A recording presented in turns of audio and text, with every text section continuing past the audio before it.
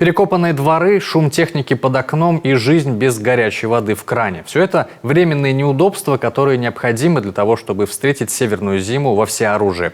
Как проходит подготовка к отопительному сезону в Печоре, узнала Алена Туркина.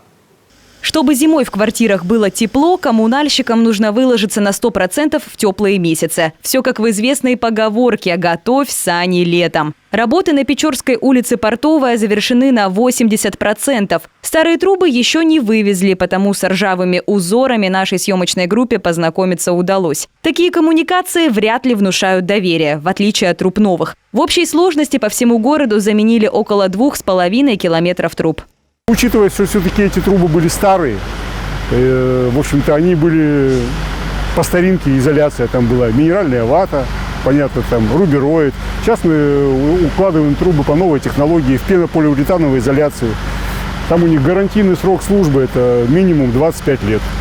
Поэтому я думаю, что сейчас мы всю эту работу выполним и на ближайшее время, так сказать, забудем о проблемах на этих участках.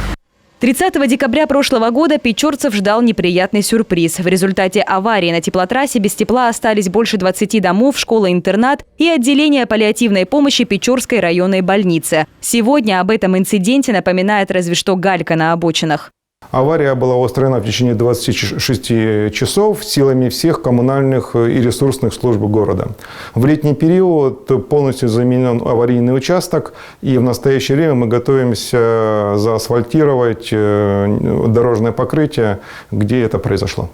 К зиме готовят и котельные Печоры, их всего 5. В Луговом пока планируется запустить паровую. Она служит жителям поселка аж с конца 70-х. Но в скором времени ее заменит блочно-модульная автоматизированная котельная на природном газе. Это уже не первый опыт перехода на современные отопительные технологии в Печорском районе. Первый проект это мы в 2017 году реализовали в поселке Сыня. Котельная работает отлично, нареканий нет, жалоб от населения не поступает. Вторая котельная это у нас в Новый год запущена в поселке Чикшино, значит, взамен 2 угольных котельных. Подготовка Печоры к осенне-зимнему периоду идет по плану. На сегодня работы выполнены на 70%. Алена Туркина, Павел Люлянмин, телеканал Юрган, Печора.